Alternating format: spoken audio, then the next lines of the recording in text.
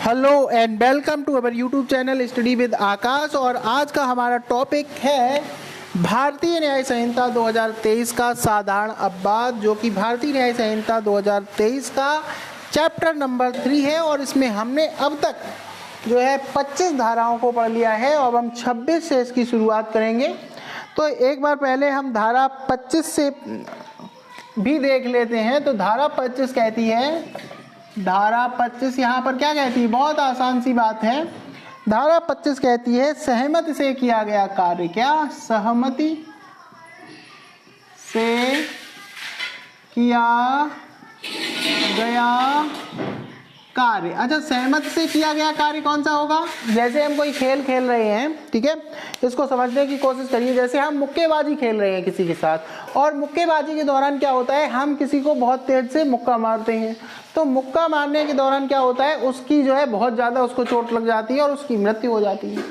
तो जो हमारा न्यायालय है ये मानता है कि दोनों लोग आपसी सहमति से एक दूसरे के साथ मुक्केबाजी खेल रहे थे, ठीक है, और जो ये मृत्यु की घटना हुई है वो एक एक्सीडेंट से हुई है, ना कि हमने जानबूझ करके किसी की जान ले ली है या उसको नुकसान पहुंचाया है। ऐसे में उस सामने वाले की मृत्यु का दोषी मैं नहीं माना जाऊंगा और मुझे क्या है, दंड से मुक्ति मिल जाएगी, ठीक है।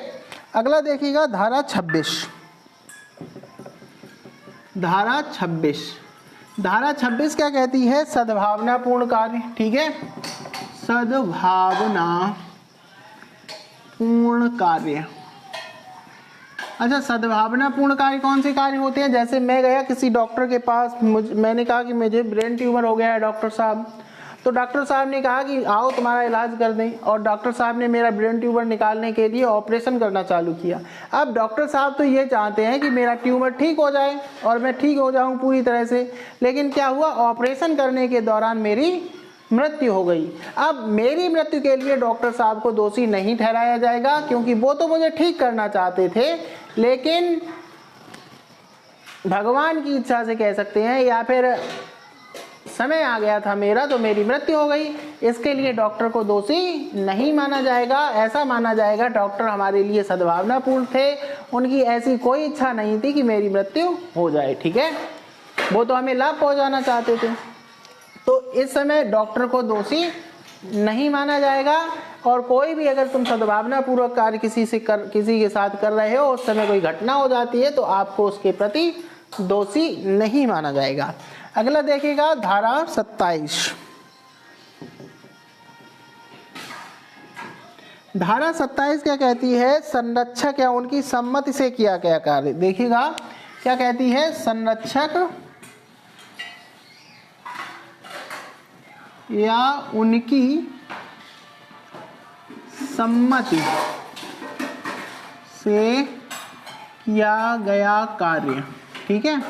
अच्छा देखिएगा, अच्छा संरक्षक किसके होते हैं, पहले ये बताइएगा। संरक्षक होते हैं 0 से 7 साल तक के बालक की, या कोई और अबोध बालक है, या कोई पागल व्यक्ति है, विक्षिप्त व्यक्ति, इन सब के क्या होते हैं, संरक्षक होते हैं, ठीक है।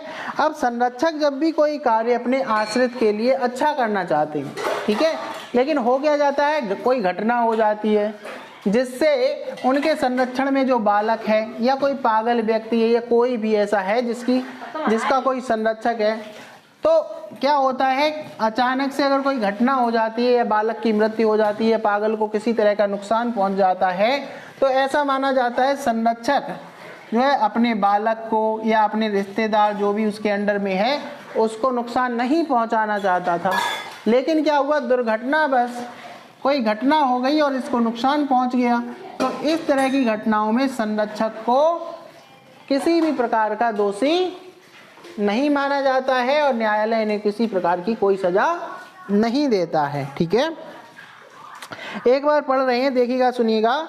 संरक्षक पागल व्यक्ति का या 12 वर्ष से कम आयु, कितनी उम्र से कम के वाले बालक का होता है संरक्षक, 12 साल से कम उम्र वाले बालक का संरक्षक माना जाता है किसी भी व्यक्ति को।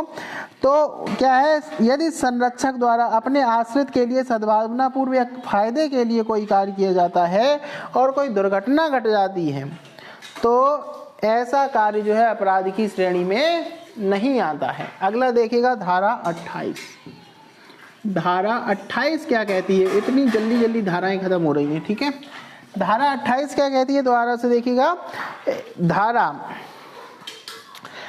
ये धारा जो है सम्मति से संबंधित चर्चा करती है। किससे संबंधित? सहमति से संबंधित चर्चा करती है। कैसी? सहमति से संबंधित चर्चा। किसी भी मामले में किसी भी व्यक्ति की सहमति कब होगी कब नहीं होगी, इससे संबंधित चर्चा कौन करती है? धारा 28 करती है।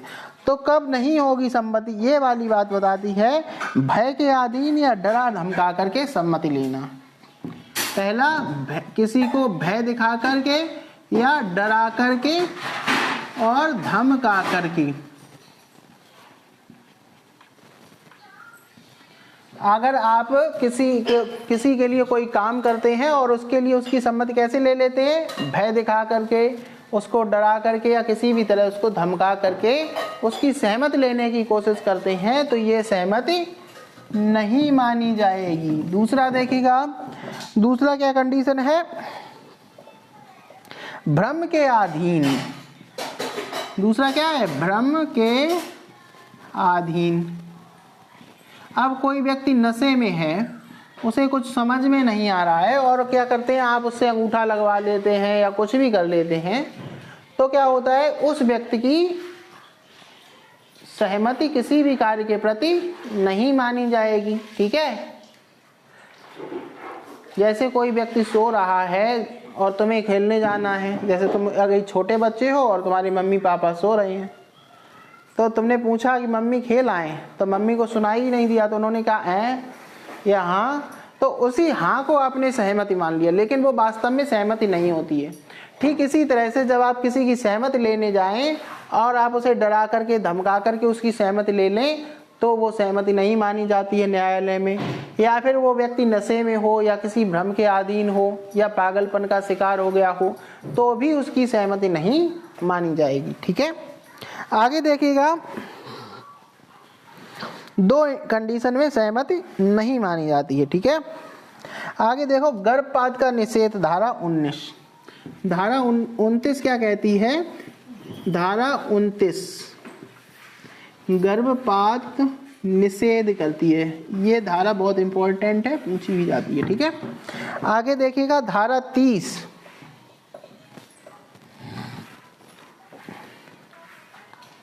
अब आते हैं हम धारा 30 पर। अब हम ऊपर लिखेंगे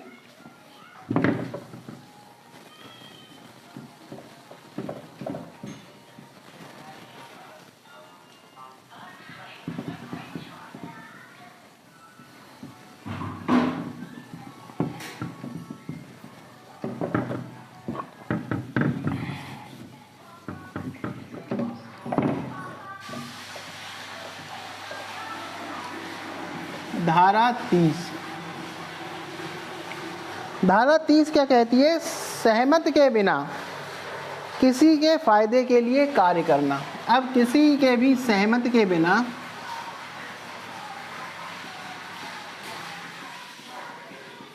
किसी के लिए कार्य करना, ठीक है। कैसे देखिएगा?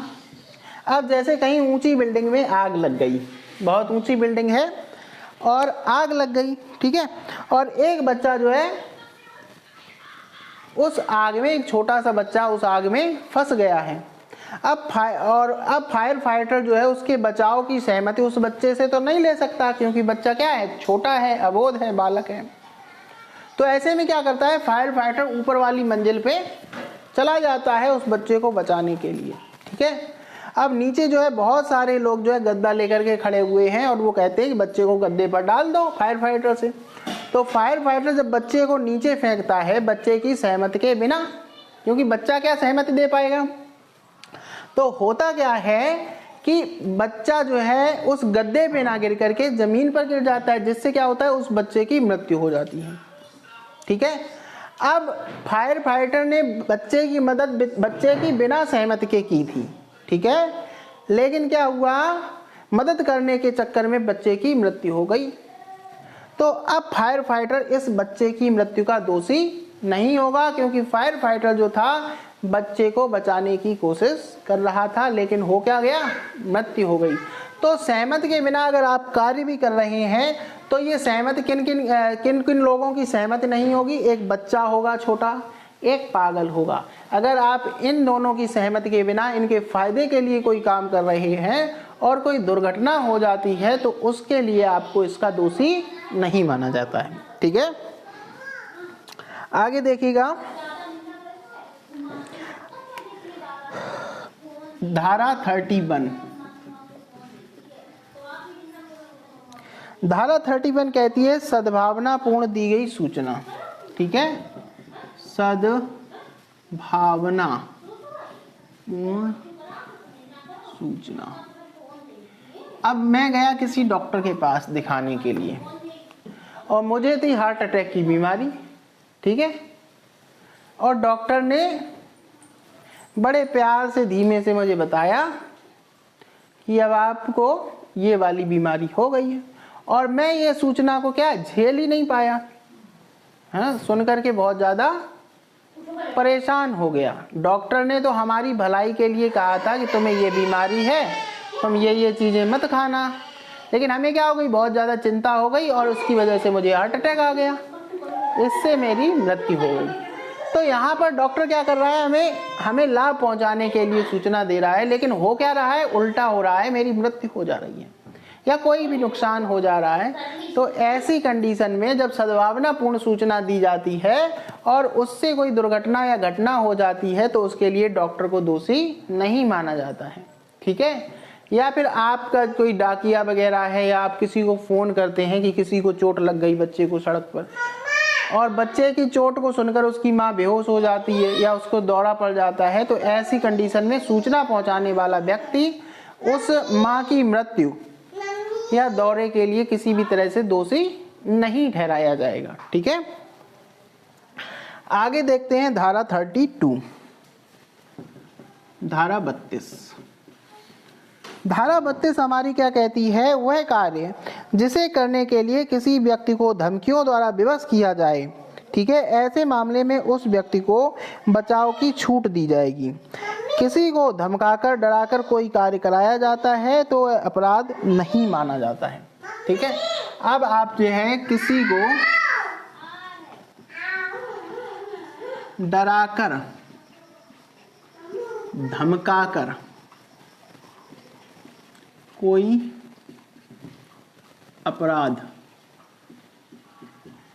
देखिएगा, अगर आप किसी को, आप बहुत पावरफुल व्यक्ति हैं और किसी व्यक्ति को, दूसरे व्यक्ति को, छोटे आदमी को डरा करके धमका करके उससे कोई अपराध करवाने की कोशिश करते हैं, तो ऐसी कंडीशन में जब वो छोटा आदमी जो डरा हुआ है, परेशान है, अगर वो कोई अपराध करता है तो वो व्यक्ति, छोटा व्यक्ति, उस अपराध के लिए दोषी नहीं माना जाएगा।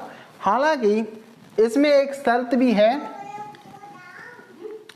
वो डरा हुआ व्यक्ति जो छोटा आदमी है जिसको आपने डराया है, उसको हत्या के मामले में छूट नहीं दी गई है। ठीक है, आप किसी की हत्या कर दें फिर कह दें कि उन्होंने मुझे डराया था, धमकाया था और कहा था कि इस व्यक्ति की हत्या कर दो, तो मैंने डर के मारे इस व्यक्ति की हत्या कर दी, तो ये बात न्यायालय में नहीं मानी जाती है। दूसरा देखिएगा क्या है, अगर आप राज्य के विरुद्ध कोई अपराध करते हैं, क्या करते हैं, राज्य के विरुद्ध अपराध करते हैं। ठीक है, इन दोनों कंडीशन में जो है आपको ये कह करके छूट नहीं मिल सकती है किसी और ने आपसे काम करवाया था डरा करके, धमका करके। ठीक है, और दूसरे अपराधों में जैसे चोरी है, किसी के साथ मारपीट है, इस तरह की चीजें में आप ये कह करके बच सकते हैं किसी दूसरे आदमी ने मुझसे ये कहकर करवाया था, तो वो दूसरा आदमी ही दोषी होगा, आप नहीं। ठीक है, तो इसके बाद की जो धाराएं आती हैं, धारा 34 से लेकर के 44 तक की धारा, वो हम अगले वीडियो में करेंगे। ठीक है, और ये 34 से लेकर के 44 तक की जो धाराएं हैं वो प्राइवेट प्रतिरक्षा के अधिकार के अंतर्गत आती हैं। तो मिलते हैं अगले वीडियो में, तब तक के लिए नमस्कार।